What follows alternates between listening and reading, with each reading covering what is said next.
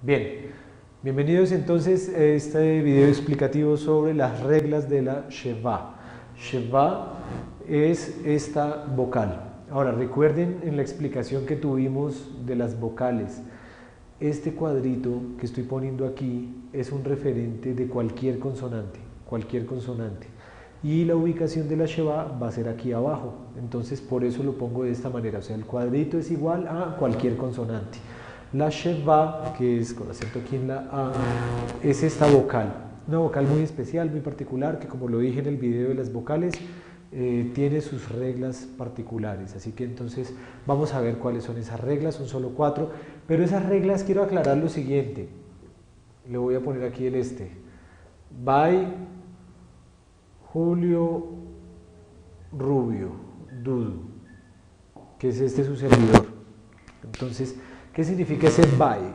Significa por, ¿sí? Desarrollado, inventado. Entonces, esto es algo que en cierta manera está desarrollado en las gramáticas, existe, no estoy inventándome tampoco nada pues aquí novedoso, pero sí quiero aclararles porque hay dentro de esas 4 reglas, hay una, voy a utilizar un marcador de otro color, hay una en particular que es la regla número 2, que no es una regla oficial. Las otras 3 reglas sí son como unas reglas oficiales dentro de las gramáticas, pero este es uno de esos inventos de este caballero que está aquí compartiéndoles esta explicación porque digamos lo que es muy compleja la segunda regla, es decir, la segunda regla abarca muchas cosas que en este momento no nos interesan y sinceramente sí es bueno saberlo, es necesario llegar a un nivel en donde uno lo entienda, pero por ahora no nos vamos a complicar, que es lo que de repente puede pasar cuando uno está acercándose a un idioma, quiere aprenderlo, pero hay una cantidad de normas, leyes y cuestiones gramaticales que hacen que sea difícil y lo que queremos es que sea práctico. Entonces esta segunda regla es una regla que no aplica, o sea, es una regla que no siempre va a funcionar, no siempre. Entonces usted dirá, ¿qué razón tiene darme una regla que no funcione? No hay mucho de razón, ¿por qué? Porque esta regla abarca o aplica casi que en el 90% de los casos, si queremos hablarlo a nivel porcentual. Casi que en el 90% de los casos esa regla es una realidad, pero hay ocasiones en donde esa regla no aplica. En esas ocasiones es donde usted necesita de un maestro, de un profesor que le corrija, y el profesor le va a decir, no, ahí sí suena, o le va a decir, no, ahí no suena, y ya usted va a saber. Son detalles puntuales, pero digamos lo que es mucho a favor, estamos hablando de un 90% versus un 10%, que serían los casos en donde te corregirían alguien, sea tu profesor o alguien que sepa y te dice, no, ahí no suena esa Sheva. ¿Listo? Así, habiendo hecho esta aclaración, arranquemos entonces con las reglas. La primera regla de la Sheva es que al inicio suena. La Sheva al inicio de una palabra siempre va a sonar. Ahora, hay que aclarar sobre esta regla que hay unos en donde aunque suene es absorbida, digámoslo que es una Sheva que al ser reducida dentro de las vocales, ustedes se acordarán, y si no han visto el video de las vocales, les recomiendo que vean el video de las vocales por favor, que está por aquí abajo ubicada en donde dice que es una vocal reducida, es decir, cumple unas funciones particulares, en la gran mayoría de veces gramaticales y en otras, digámoslo, que a nivel de un sonido muy reducido. Entonces, al inicio suena, va a sonar como vocal E. Recuerden que esta Sheva es la vocal E. ¿Y qué ejemplos podemos dar de que al inicio suena, pero que sea muy reducida? La tarea que estamos trabajando, que es el texto del Shema. Entonces, en el texto del Shema, si se fijan cómo yo pronuncio Shema, se van a dar cuenta de lo que me estoy refiriendo. Y es que Shema empieza con Sheva. ¿Qué claridad hay sobre esto? Que al inicio suena, pero es muy reducida. Shema. No se quede en la E. Shema, no. Shema, Israel. Entonces el ejercicio es corto en la E. Es una E corta. Suena, pero en palabras como Shema es corta. Hay otras en que puede sonar un poco más, se deja notar más porque no la absorbe la consonante que la pronuncia. En este caso la Shin absorbe el sonido de la E. Shema, Shema. Lo mismo va a pasar, por ejemplo, con otra palabra. Vamos a ponerla aquí, que es Berit. Berit. Y no sé si se fijen, yo lo estoy pronunciando y es muy corta el sonido de la E. Berit. ¿Qué es berit? Berit, pacto. El sonido de la E es muy corto, suena, pero es absorbido por la consonante B. Berit, berit, suena, be, berit, berit. Lo mismo va a pasar con peri, por ejemplo, cuando se hace la bendición por el vino. Borei, peri, hagefen, peri. Entonces hay ocasiones en donde se lo quitan totalmente y dicen simplemente pri. Pero ahí también, digamos, lo que ya se van al otro extremo de no pronunciarla. Y es muy corta, es reducida, es absorbida, pero no. Peri, peri, peri. Bore, peri, hagefen o pri. Muy cortito.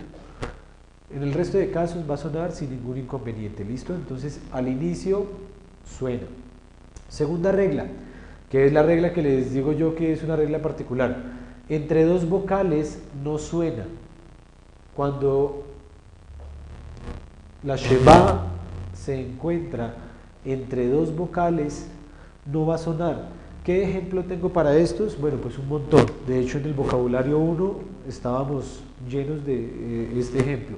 Voy a escribirlos aquí bien grande, entonces empecemos.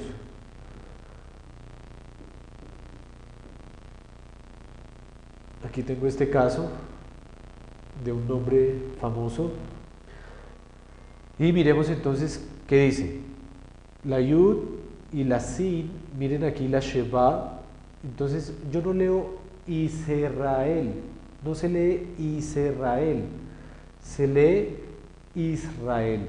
¿Qué función está cumpliendo ahí la sheba? Realmente en este caso, para la segunda regla, que es cuando la sheba no suena, es el ejercicio de partir la palabra en sílabas. Lo que está haciendo la sheba en este caso es cortándome la pronunciación. Israel. Israel. Es la forma adecuada de pronunciarlo. Yo siempre molesto en la clase con un cuento curioso que es en el contexto aquí cultural, cuando a uno lo corregían y le pegaban, a uno le pegaban en sílabas. No sé si se fijó. ¿Por qué hace eso? Entonces era un ejercicio, si usted quiere saber cómo partir una palabra en sílabas, corrija a alguien y verá que se va a dar cuenta. Entonces, Israel. Ahora, en este caso, pues no está la sheba en todo lado, pero sí me marca en el corte en donde yo debo hacer la pronunciación adecuada. Entonces, la función que cumple es aparecer allí para hacer el corte silábico en donde yo, pronunciando adecuadamente esa palabra, lo debo leer. Israel. ¿Qué quiere decir que entre dos vocales no suena? Miren, aquí tengo la sheba. ¿Sí la logran ver ahí? ¿Sí se está viendo bien? Sí. Miren que aquí hay una vocal y aquí hay otra vocal.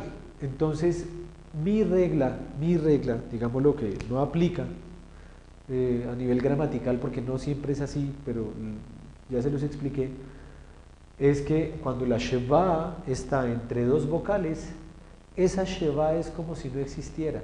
No la mire, no la determine. ¿Listo? Les voy a dar otro ejemplo que tenemos en la lectura. Este ejemplo me sirve, ¿por qué? Porque me da la regla 1 y me da la regla 2. Miren, voy a escribir aquí grande.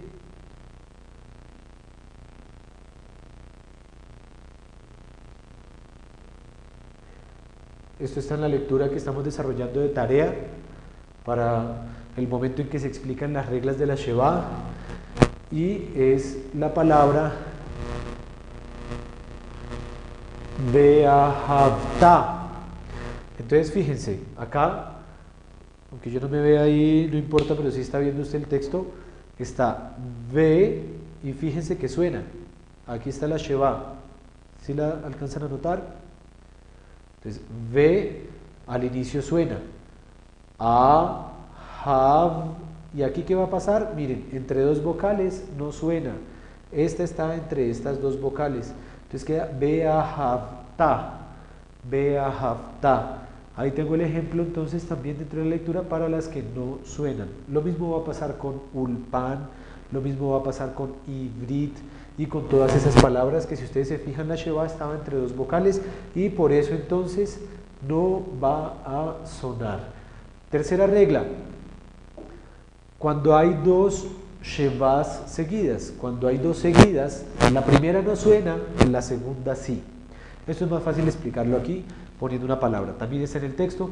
Recuerde que las reglas de la sheva se desarrollan en el ejercicio de corregir la tarea del párrafo del Shema que yo les entregué cuando les entregué las vocales. Entonces esto está ligado a una tarea que hay, que es hacer todo el párrafo, de transcribir, de transliterar, de ver cómo se pronunciaría adecuadamente el texto del Shema, y allí es en donde vemos las reglas de la Sheva. Y de ahí estoy tomando los ejemplos. Entonces miremos miren, está también en nuestra lectura la palabra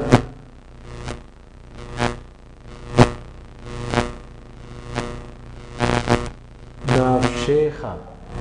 Entonces, no tan larga la nun, hagámosla así cortica. Nafsheja. ¿Qué va a pasar? Fíjense que tengo una sheva aquí y otra sheva aquí. Entonces, usted dirá, uy, ¿cómo hago ahí? ¿Cuál suena? ¿Cuál no suena? Si están entre dos vocales, ¿es una matazón de shevas? No. La regla dice, cuando hay dos seguidas, mire, dos seguidas, la primera no suena. Entonces, esta que está aquí no la voy a tener en cuenta. La segunda sí. Entonces, por eso yo leo esto, naf. Aquí no leo nada, que es como si no existiera, y sigo, sheja, nafsheja, nafsheja. Ese es el ejemplo de cuando hay dos seguidas. Hay muchos más, pero entonces simplemente les doy este modelo para que lo tengan en cuenta. Y la última regla es muy sencilla. La última regla es al final no suena. Al final no suena. ¿Qué palabra tenemos? En la lectura está al final del renglón 7. Y la palabra es esta. Aparece así. Baderej. Entonces, como aparece en el texto, aparece escrita de la siguiente manera. Baderej. Y aquí hay una sheva. Entonces, ¿cómo se lee esto? Baderej. No es badereje. Y ahí molesta, ¿no? Eso no es el badereje, ajá, no, nada de eso. Esto es simplemente baderej. Al final no suena. En el vocabulario con melej lo teníamos. No es meleje, es melej. No es badereje, es baderej. ¿Listo? Y cada vez que esté allá al final, no sé qué función cumpla, simplemente no suena. ¿Listo? Esa es la explicación entonces de las reglas de la sheva. Recuerden que la regla número 2 no siempre, va a haber ocasiones en donde sí suene. Esa es entonces la explicación sobre este tema. Espero que lo puedan entender fácilmente porque las shevas aparecen por todo lado en el texto hebreo. Bendiciones y gracias.